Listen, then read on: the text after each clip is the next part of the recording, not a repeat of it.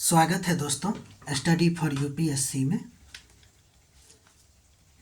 हम लोग पॉलिटी अध्ययन कर रहे थे और पॉलिटी का आज पार्ट 13 है। मौलिक अधिकार में हम लोगों ने आर्टिकल नंबर 14 और 15 पढ़ लिया था और 14, 15, 16 तक भी पढ़ लिया था। 16 से रिलेटेड और 15 से रिलेटेड आपको दो मुद्दा देखने को मिले थे, ठीक है। उसमें से एक मुद्दा आज है आपको, एक तो मुद्दा था आपको पिछड़ा वर्ग का आधार, उसको भी हम लोगों ने बहुत डिटेल में देखा। अब हम देखेंगे आरक्षण का मुद्दा। देखिए, आरक्षण का क्या मतलब होता है। आरक्षण का मतलब है कि शैक्षिक और सामाजिक रूप से पिछड़े वर्गों को शिक्षा, नौकरी और राजनीति में निश्चित प्रतिशत में अवसर देना, ठीक है। ये आपको आरक्षण है, ठीक है। अगर हम आरक्षण की बात करें तो आपको ये दो प्रकार से दिखता है। एक तो लंबवत जिसको वर्टिकल रिजर्वेशन कहते हैं और एक क्षैतिज जिसको हॉरिजॉन्टल हॉरिजॉन्टल आपको रिजर्वेशन कहते हैं, ठीक है। ध्यान दीजिए, अगर हम लंबवत आरक्षण की बात करें तो लंबवत आरक्षण का क्या मतलब हुआ। लंबवत आरक्षण का मतलब हुआ कि इसमें शैक्षिक और सामाजिक रूप से पिछड़े वर्गों के लिए अलग अलग श्रेणी में आरक्षण दिया जाता है। अब जानते हैं कि हमारे यहाँ अलग अलग श्रेणी है, SC, ST, OBC और EWS, ठीक है। इस सब के आधार पर जब हम आरक्षण देते हैं तो इसको कहते हैं लंबवत आरक्षण या वर्टिकल आरक्षण या वर्टिकल रिजर्वेशन, ठीक है। इसमें होता क्या है कि जब लंबवत आरक्षण दिया जाता है ना, तो भारत में होता ये है कि आरक्षित सीटों की कुल प्रतिशत जो है आपको वो बढ़ जाता है। भारत में मुख्य रूप से यही आरक्षण है, ठीक है। इसमें क्या किया जाता है कि वर्ग के आधार पर आरक्षण दिया जाता है। अगर हम क्षैतिज आरक्षण की बात करें तो इसमें जितने भी वर्टिकल कैटेगरी है ना, उसमें आरक्षण लागू कर दिया जाता है। यानी कि आरक्षण के अंदर आरक्षण जो होता है उसको हम लोग क्षैतिज आरक्षण या हॉरिजॉन्टल रिजर्वेशन कहते हैं। इसमें ना क्षैतिज आरक्षण में कोई नया वर्ग क्रिएट नहीं किया जाता है, बल्कि उसी वर्ग में जो पहले से SC, ST, OBC, EWS, उसमें किसी विशेष समूह जैसे कि महिला हो गया, दिव्यांगजन हो गए, उन लोगों के लिए क्या किया जाता है, उनका प्रतिनिधित्व बढ़ाने के लिए आरक्षण दे दिया जाता है। इसमें कुल आरक्षित सीटों की संख्या नहीं बढ़ती है, ठीक है। इस बात को गौर कीजिएगा। दोनों में देखिए, वर्टिकल आरक्षण में होता क्या है कि आरक्षित सीटों की संख्या बढ़ जाती है, लेकिन हॉरिजॉन्टल में क्या होता है, आरक्षित सीटों की संख्या नहीं बढ़ती है, ठीक। अब हम आगे बात करते हैं आरक्षण अच्छा है या बुरा, यानी कि हम लोग देखेंगे कि आरक्षण की आलोचना। तो बहुत सारा आलोचना है। देखिए, आरक्षण के बारे में कहा जाता है कि यह जो है ना, मेरिट बेस्ड सिलेक्शन को कमज़ोर करता है। पहला आलोचना आप लोग लिखिएगा कि आरक्षण से क्या होता है कि मेरिट बेस्ड सिलेक्शन जो है वो कमज़ोर होता है, यानी कि इसमें ना मेरिट को दरकिनार कर दिया जाता है।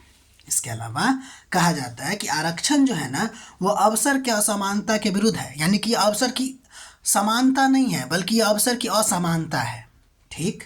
इसके अलावा कहा जाता है कि ये जो आरक्षण है ना वह संरचनात्मक कारणों को दूर नहीं करता है, बल्कि क्या करता है, ऊपर के लक्षण को ही दिखाने का कोशिश करता है, ठीक है। मतलब देखिए क्या होता है कि आरक्षण जब दिया जाता है कॉलेज सब में, तो उसमें तो आरक्षण तो प्रभाव उसको मिल जाता है और वो प्रवेश पा लेता है, लेकिन उसका मूल कारण क्या है, वो पीछे क्यों है, तो उसका स्कूलिंग ठीक नहीं हुआ, उसके घर में गरीबी है, बहुत सारा है। तो मतलब मौजूद संरचनात्मक कारणों को दूर करने के बजाय ऊपर के लक्षणों पर ज़्यादा ध्यान दिया जाता है, तो आरक्षण कभी खत्म होने का नाम ही नहीं ले रहा है।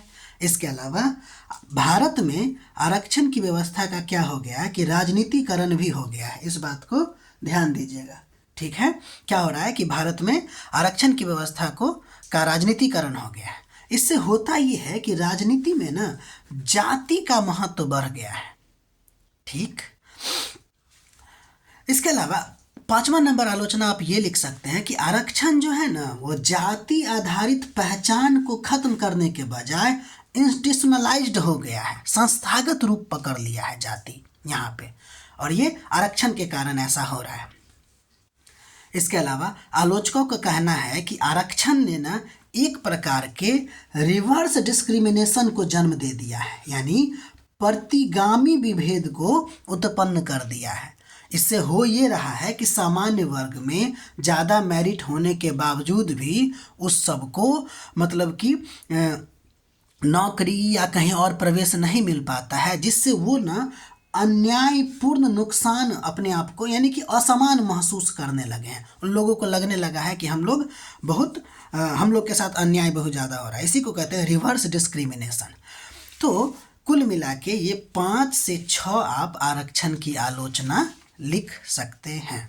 ठीक है, अब हम इसके महत्व की बात कर लेंगे या इसके हम पक्ष की बात कर लेंगे। ठीक है, देखिए तर्क ये है कि आरक्षण की व्यवस्था जो है वो अवसर की असमानता के विरुद्ध है, लेकिन हमको ऐसा नहीं कहना है। कहना ये है कि भारत का जो संविधान है ना, वह वितरण मूलक न्याय के संबंध में आनुपातिक समानता को मान्यता देता है।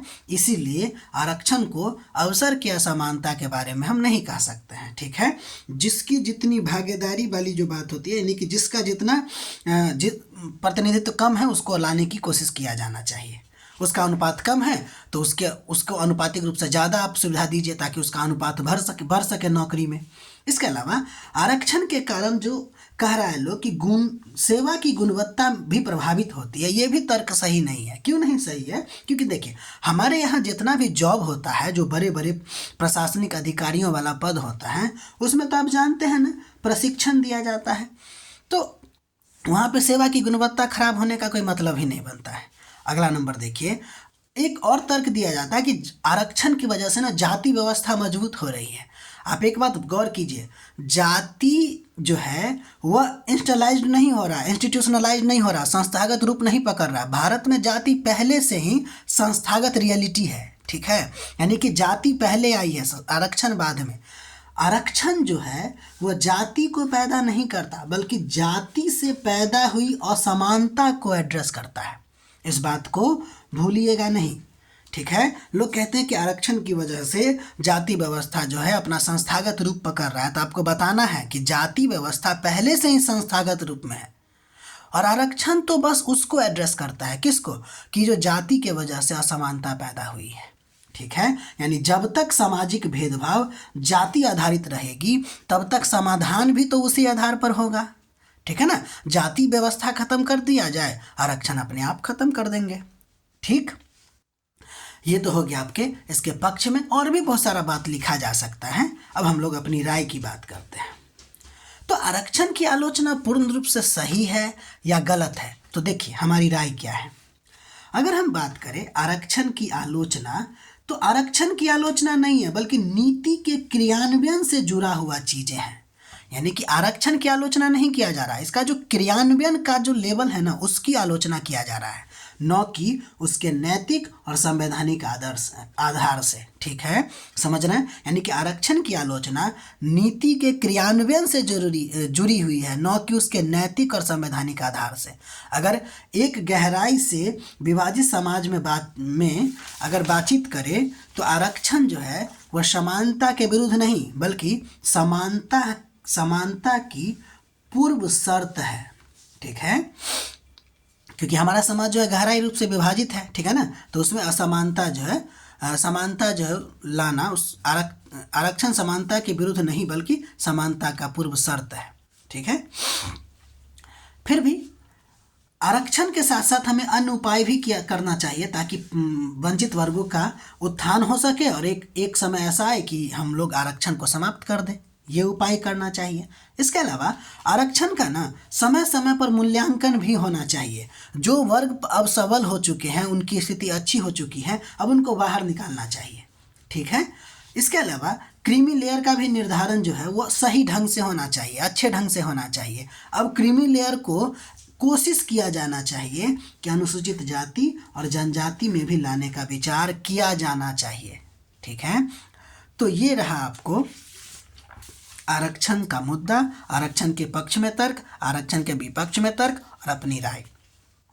एक और मुद्दा उभर के सामने आया है और वो ये है कि आर्थिक जो 102वां संविधान संशोधन किया गया या 103वां, उसके आधार पर जो आपको जोड़ा गया आर्थिक आधार पर आरक्षण, इसकी चर्चा हम लोग करेंगे कि आर्थिक आधार पर आरक्षण जो है वो ज़रूरी है, तो कैसे, नहीं ज़रूरी है तो कैसे, यानी कि इसके पक्ष में विपक्ष में इसका तर्क देखेंगे। ठीक है, मिलते हैं हम लोग अगले वीडियो में।